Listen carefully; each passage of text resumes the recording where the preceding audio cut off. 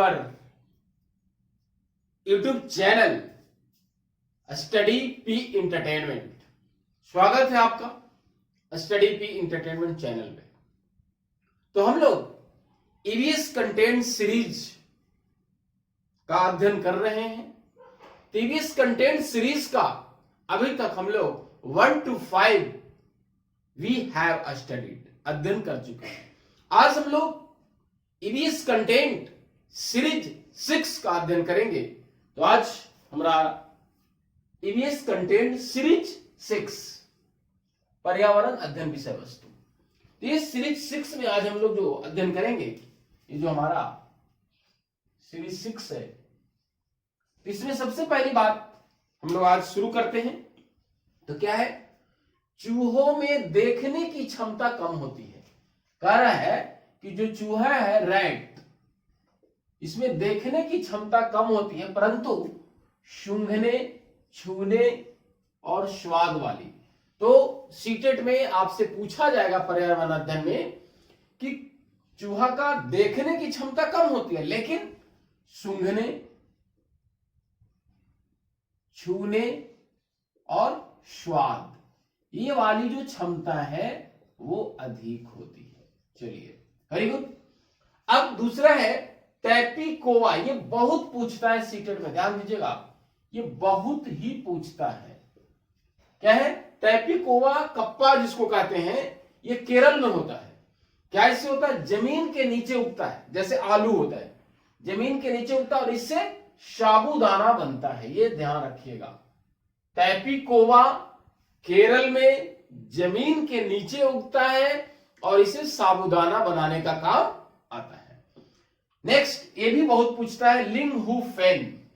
ये जो हमारा लिंगहुफेन, ये सांप के द्वारा एक डिश बनाया जाता है जो हांगकांग में होता है ना? कहा? लिंगहुफेन हांगकांग में एक प्रकार का डिश है जिसे सांप के से बना होता है, सांप के मांस से बना होता है। ये बहुत इंपॉर्टेंट सवाल है। नेक्स्ट क्या है? ये सरसों के तेल और नारियल के तेल। अब देखिए यहां पे जो मस्टर्ड ऑयल है, क्या कहा मैंने? मस्टर्ड ऑयल, मस्टर्ड ऑयल है ना?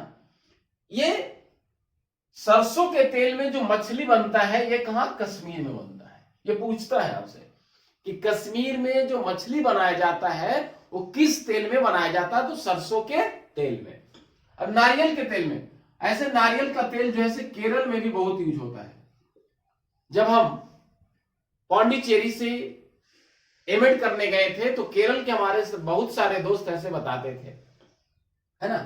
तो ये नारियल का तेल, ये समुद्री मछली, नारियल के तेल में मुख्य रूप से समुद्री मछली को फ्राई किया जाता है। कहां? गोवा में। ये आपसे सवाल पूछा जाएगा, ध्यान दीजिएगा। आगे एक हमारा पाठ है पंख फैलाए उड़ते जाए, मतलब पंख फैलाए उड़ते जाए आकाश में। इससे भी बहुत सवाल रहते हैं, क्वेश्चंस रहते हैं। देखिए कैसा क्वेश्चन है।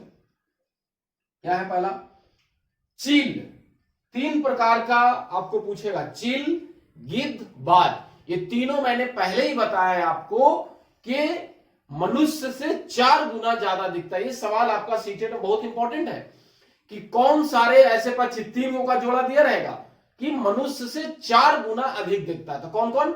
चील, बाज और गिद्ध। ये बहुत इंपॉर्टेंट सवाल है। तभी क्या है? चील जो है ऊंचा उड़ती है, सबसे ऊंचा आकाश में, आकाश से सीधे नीचे आती है, ऊपर से अचानक नीचे आती है, और इसका जो टेल होता है, पूंछ, वो खांचे वाले होता है, खुरदरा होती है। ये ध्यान रखिएगा। और ये क्या है? शिकारी पक्षी है। तो चील भी, बाज भी, गिद्ध, ये सारे जो है क्या है? शिकारी पक्षी हैं जो ऊंचा उड़ते हैं, है ना? चील, बाज और गिद्ध। गिद्ध का थोड़ा सा इंपॉर्टेंट है कि ये मरे मुर्दे को खाता, मरे हुए जानवर को खाता है गिद्ध। ये ध्यान रखिएगा। आगे कठफोड़वा, है ना?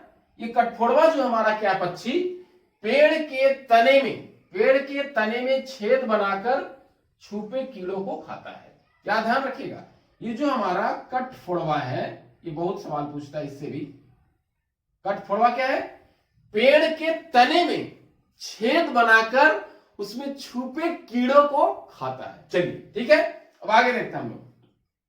मैना, मैना क्या है? ये अचानक से झटके से गर्दन आगे पीछे करती है। कौन सा ऐसा पक्षी जो झटके से आगे पीछे ऐसे, कौन सा पक्षी है? मैना, है ना। चलिए अब उल्लू, उल्लू आप जानते हैं ये क्या करता है? अपनी गर्दन पीछे तक आराम से घुमा सकता है। तो ईवीएस कंटेंट में हमने क्या कहा अभी? उल्लू जो हमारा है ये अपनी गर्दन को पीछे आराम से बहुत इजीली ये क्या करता है? गर्दन को पीछे घुमाती है ना। चलिए क्या हुआ? मैंने अभी कहा कि मैना झटके से अचानक, लेकिन उल्लू अपनी गर्दन को आराम से पीछे, कोई उसको कठिनाई नहीं होता। तो चलिए अब अंतिम में हम आपको एक बात बताते हैं, सो देखिए बहुत इंपॉर्टेंट बात है। वो क्या है? चींटियां। चींटियां जो होती है उसमें 3 प्रकार की चिट्टी होती है। रानी चिट्टी, तो क्या काम है उसका? रानी चिट्टी का क्या काम है? उसके बाद सिपाही चिट्टी का क्या काम है? और मजदूर चिट्टी का क्या काम है? तो देखिए चिट्टियां जो हमारा है वो रानी चिट्टी क्या करती है? अंडा देती है। ये हमने क्या कहा? रानी चिट्टी जो है वो अंडा देती है। और सिपाही चिट्टी ये क्या करती है? सिपाही चिट्टी बिल का रखवाला करता है। रानी चिट्टी क्या करती है? अंडा देती है। और सिपाही चिट्टी बिल का रखवाला करता है। जिस तरह से यहां भी पुलिस और सिपाही का काम रक्षा करना होता है, उसी तरह से सिपाही चिट्टी बिल का रक्षा करता है। और मजदूर चिट्टी क्या करता है? वो भोजन ढूंढता है। मजदूर का काम क्या है? वो चिट्टियों के लिए भोजन ढूंढता है। और ये जो हमारा चिट्टियां है, ये दीमक और ततैया एक सवाल पूछता है कभी कभी। दीमक और ततैया ये दोनों जो है आपस में समूह में रहते हैं। तभी हम लोगों ने देखा सीरीज 6 में कि कुछ महत्वपूर्ण पक्षी और जानवर के बारे में हमने अध्ययन किया। तो हम लोग सीरीज 6 में और कुछ बातें रह गई थी। तो ईवीएस कंटेंट सीरीज 6 में क्या था? वो जो सबसे इंपॉर्टेंट जो सवाल पूछा जाता है, मधुमक्खी पालन। ये बहुत सवाल पूछा जाता है सीटेट में, है।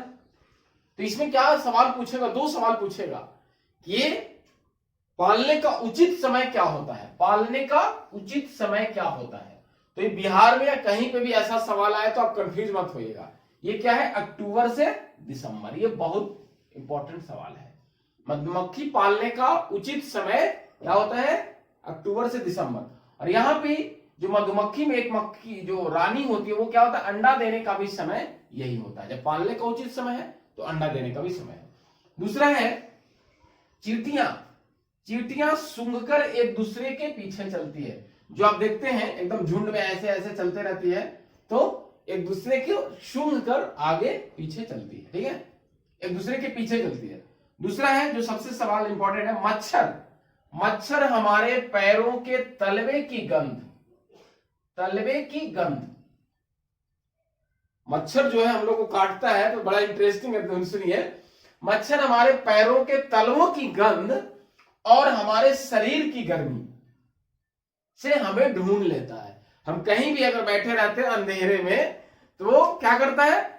पैरों के तलवे की गंध, इसलिए ज्यादातर पैर में ही मच्छर काटता है। तो सब जगह काटता है, लेकिन इंपॉर्टेंट 2 पॉइंट है यहाँ पे कि मच्छर पैरों के तलवे और हमारी शरीर की जो गर्मी है उससे ढूंढ लेता है कि मनुष्य व्यक्ति कहां बैठा हुआ है। चलिए उसके बाद है सांप।